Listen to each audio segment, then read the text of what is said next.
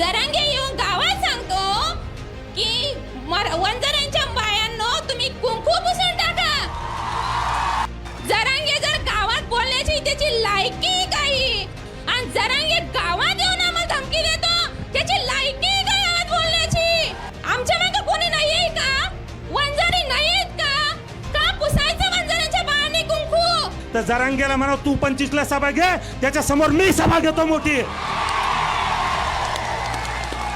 आता तू खोटं बोलून दाखव, तुला सांगतो काय ते। नमस्कार।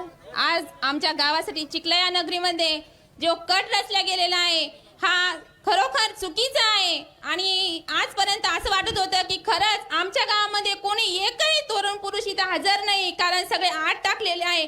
जे समोर येणारी व्यक्ती आहे ती आज आत टाकलेली आहे। बाहेर गावची मंडळी घेऊन दारोदार खिडक्या तोडतायत, झाडांची नुकसान करतायत, गाड्या तोडतायत। आम्हाला आजपर्यंत असं वाटत होतं खरंच आमच्या मागे कोणी नाही का?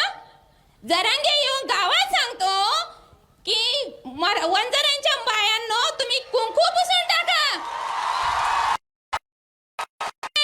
आज समजलं बायांचा कुंकू का पुसणार? एवढी जनता वंजाऱ्याच्या पाठीमागे आहे।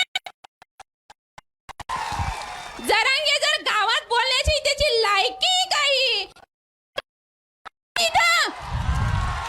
आमचे माणसं बोलणार नाही, त्या समाजावर आमचे माणसं वाईट नजरेने सुद्धा कधी बोलणार नाही, आणि जरांगे गावात येऊन आम्हाला धमकी देतो त्याची लायकी काय गावात बोलण्याची? पण खरंच आज एवढ्या उपस्थित वंजारी कशात कमी नाही हे तुम्ही दाखवून दिलंय, आणि हे याच्यानंतर घडणार नाही। चांगले चांगले माणसं अटक केले, बायांना गावात बसवलं, बायांना घरात बसावं लागलं का? आमच्या मागे कोणी नाहीये का? वंजारी नाहीयेत का? का पुसायचं वंजाऱ्यांच्या बायांनी कुंकू? तुम्ही एवढे सर्वांनी भीड देऊन आमच्या सगळ्या गावातली चिखल्या नगरी झालेल्या कट रचलेल्या कारणावर सगळे हजर आलेत। आम्हाला खरंच खूप आधार भेटला, मी सगळ्यांची आभारी आहे। या सभेसाठी सर्व जाती धर्माची माणसं या ठिकाणी उपलब्ध आहेत। या ठिकाणी सर्व जाती धर्माच्या महिला भगिनी आमच्या उपस्थित आहे। आज या ठिकाणी बोलताना सगळ्या लोकांनी सांगितलं की चिखला काकड येथे झालेलं प्रकरण ची सत्यता काय आहे। आज ज्या प्रकारे महाराष्ट्रात राष्ट्रमाता जिजाऊच्या जन्मानं पावन झालेल्या या भूमीला बदनाम करण्याचं काम काय, त्यांना रोखण्यासाठी आणि या पवित्र भूमीला बदनाम होण्यापासून वाचवण्यासाठी ही सभा या ठिकाणी आयोजित केली।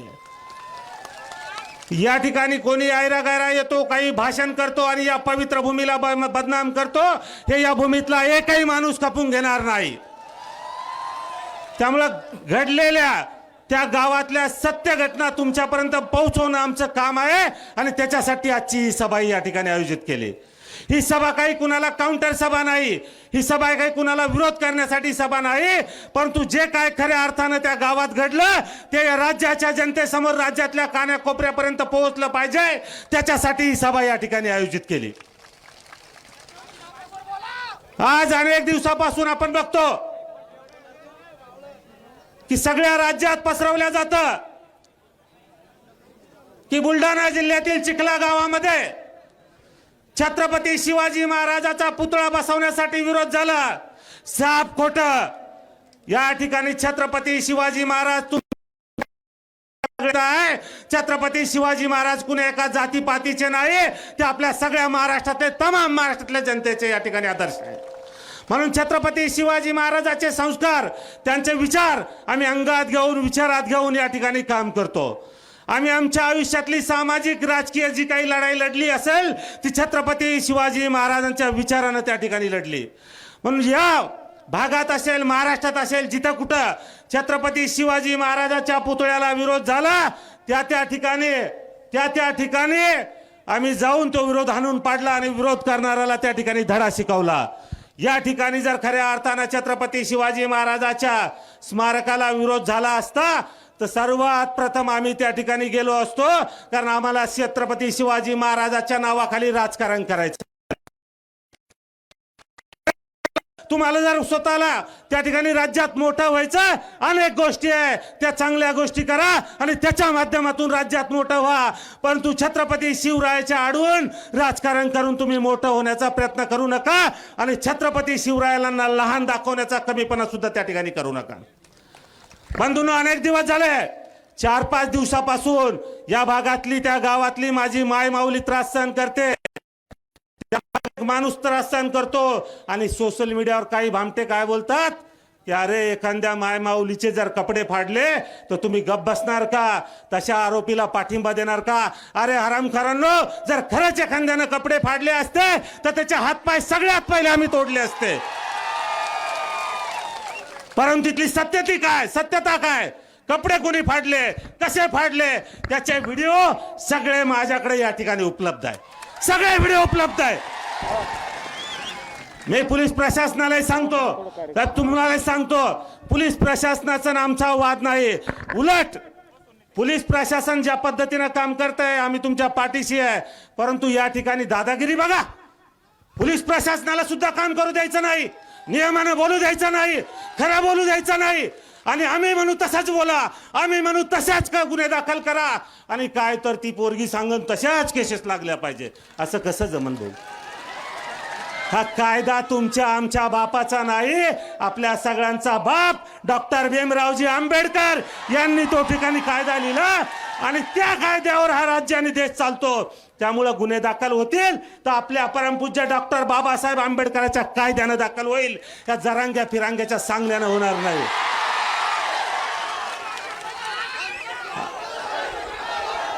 आजपर्यंत इतकी वर्ष झाले, आपण सगळेजण मला ओळखता, आजपर्यंत 30 वर्ष झाले राजकारणात आम्ही काम करतो, समाजकारणात काम करतो, इथल्या प्रत्येक जाती धर्माचा माणूस मला ओळखतो.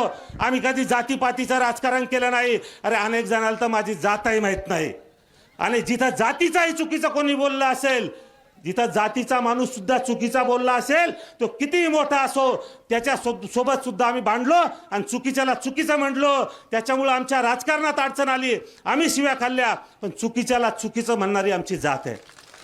म्हणून खोटं बोलणार नाही, खोटं सहन करणार नाही आणि जातीवाद तर मुळीच करणार नाही. अरे तुझ्यासारख्याचं काम होतं गावात येणं, सत्यता पाहणं, जे सत्य आहे ते मांडणं, सत्य स्वीकारणं आणि जर खरंच महिलेच्या कपड्यावर कोणी हात घातला असेल तर ते सांगणं आणि आम्हाला बोलवणं. सगळ्यात पहिले त्या हात घालणाऱ्याचे हातपाय आम्ही तोडले असते. आणि जसं जरांगेनं सांगितलं की जर ही बाई सांगते तसे जर गुन्हे दाखल नाही झाले तर मी 25ला पुन्हा येईन आणि मोठी सभा घेईन.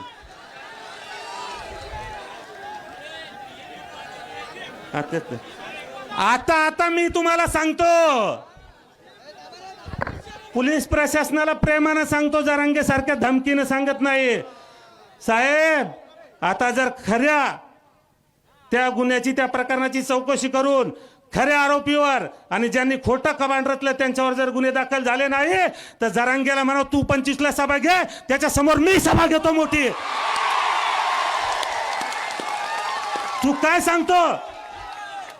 काय सांगतो की राज्यातली रत्नागिरी, सोलापूर, सांगली, कोकण, खानदेश इकडून लोक येतील. अरे जातीवाद कधी केला नाही, या ठिकाणी तर सगळ्या जातीचे लोक येतील. पण तू जर जातीचेच आणायचे असले, राजस्थान, कर्नाटक, आंध्र प्रदेश, तामिळनाडू, छत्तीसगड, राज्याच्या नाही बाबा देशाच्या कानाकोपऱ्यातून येतील. आणि मग कसं होईल? म्हणून जर ताकदीवर गुन्हे दाखल करायचे असले तर ताकद आमच्याकडे बी आहे. म्हणून ते धकलं. तू पंकजा ताईला बोलला, धनुभाऊला बोलला, कुणाला बोलला. आता तू खोटं बोलून दाखव, तुला सांगतो काय ते.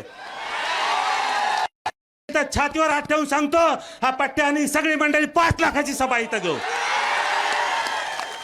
आम्हाला काही जातीचं राजकारण करून मोठं व्हायचं नाही, आम्हाला खोटं बोलून मोठं व्हायचं नाही, आम्हाला काही चुकीचे आरोप करून मोठं व्हायचं नाही, आम्हाला महापुरुषाच्या आड लपून मोठं व्हायचं नाही.